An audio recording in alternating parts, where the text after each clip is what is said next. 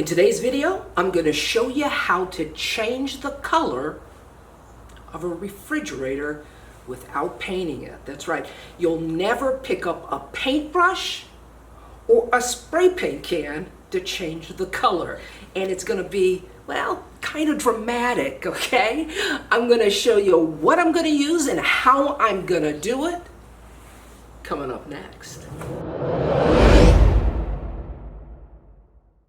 Okay, are you ready for this? We're going to use an automotive wrap. You know, people in the automotive industry, they've known this for a long time, and that is you can change the look of a vehicle without committing to a permanent paint job. And that's what we're going to do with this refrigerator. So we're going to wrap it just like we were wrapping a car. So let me show you what you're going to need and how it's done.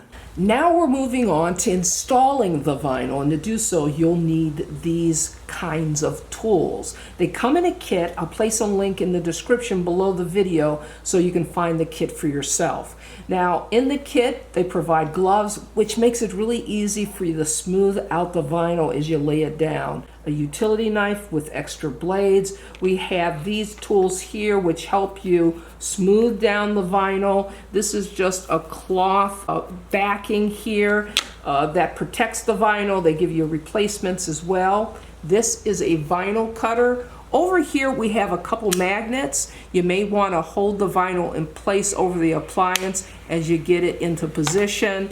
And next, these tools right here are really important because they help you get into the nooks and crannies of the appliance that you're putting the vinyl on. It would be really difficult to do so if you didn't have these tools here. You're going to need your vinyl, and what I'm using is red ultra gloss. So let's take a look at our vinyl wrap here. Now, the vinyl has a protective coating on top here, and it's to protect it while you're installing it on whatever, whether it be a car or an appliance like we're doing today. And after you install it, then you just peel that plastic coating away. All right? Now if you flip it to the other side, you'll notice that it's not tacky at all. And that's because there's a plastic backing to it. And you just have to separate it like that. And then you're ready to install it. Now as you can see, it's tacky. It sticks to my hand. But it's not so tacky that once you apply it, you can't reposition it. It really peels off easy. Now, before you apply your vinyl to your project, it's a good idea to have a few test runs first, right? Because I gotta be honest with you here, this is not the easiest material to work with. So why don't we just head over to the refrigerator, and I'm gonna show you a couple things just to get you going in the right direction. Now, it's always a good idea to have a dry run and just, you know, get used to the material before you commit to the project itself. Now, I have a piece of vinyl here, and there are a couple of ways that you can attach it. You can just remove the plastic backing off the back and then just apply it to your project like so, okay? But here's the problem with doing it that way. If you've got a larger piece of vinyl, it becomes very unruly because it'll want to curl on you. And I've noticed that you get a lot more bubbles and creases if you have a larger sheet and you've removed all the backing. So what I suggest is you don't remove all of the backing. You just peel some of it away. And I would start with, I don't know, maybe a couple of inches. Maybe a little bit more, depending upon how big the sheet is. So you want to take it and you want to apply it to the surface, just like this. And then you want to slowly take the backing and pull down on it. And you may want to take your squeegee and press down as you're removing the backing. So that's the other way that you can apply the vinyl. Now let me show you a couple problems you may run into, especially when you're working with a larger sheet. So sometimes you'll have a situation like this where it doesn't lay down exactly flat, and then you wind up with creases. Just pull back on it. Pull back on it and keep going. Pull back on it and keep going. Now, the other problem you can easily come up with is there's a big bubble here, all right? Sometimes you get bubbles in your vinyl, and you got to get that out of there. And you have to really press firmly down on this little squeegee and just move it to the side if you can. It doesn't always just lay down smoothly. You can easily wind up with air bubbles and creases. Just take it easy, take it slow, and again, get used to the material. You know, you're gonna get bubbles and creases as you go, especially if it's a large sheet. So just take your time, practice first. Practice for a few days actually, okay, before you commit to the project. Because like I said, even when you know what you're doing,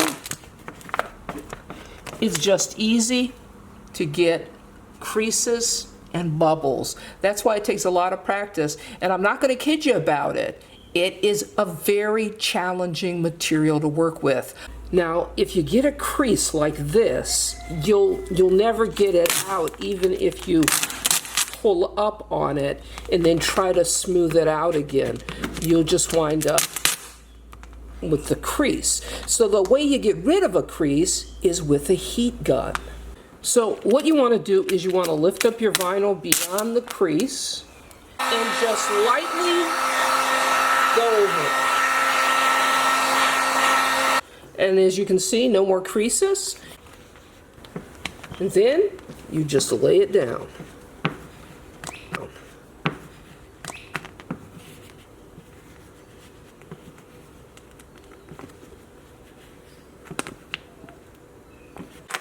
Now, another reason to heat it with a heat gun is to stretch it.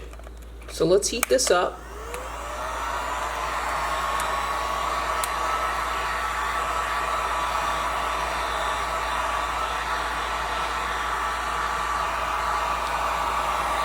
Now, sometimes you have an odd-shaped item, something that's not completely straight. Maybe it's round.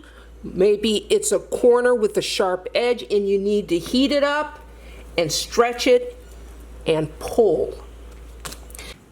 What I want to show you is how well the vinyl stretches once it's heated.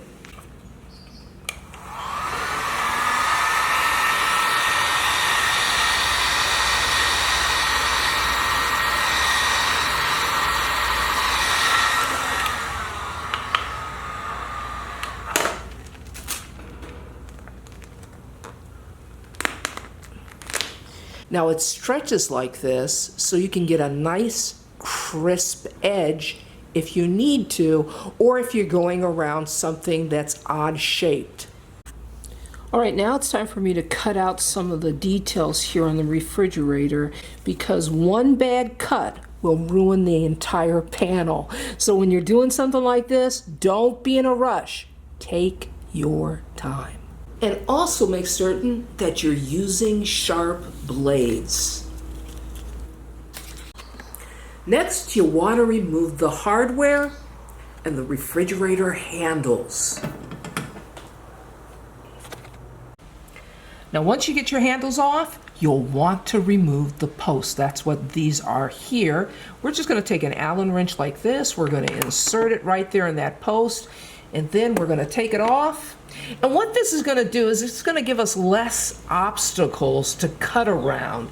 It'll allow that vinyl to lay flat and make our job a lot easier.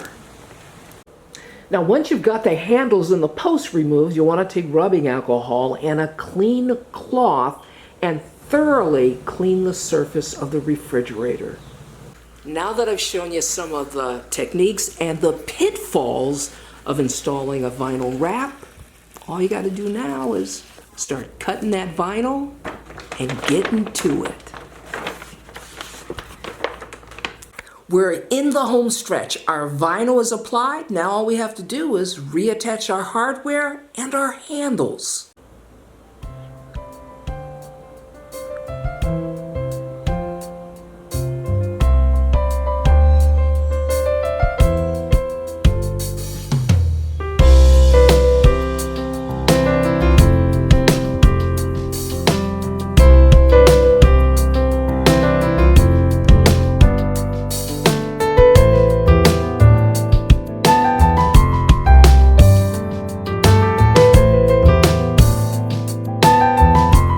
Leah's saying that with a little practice, you can do this.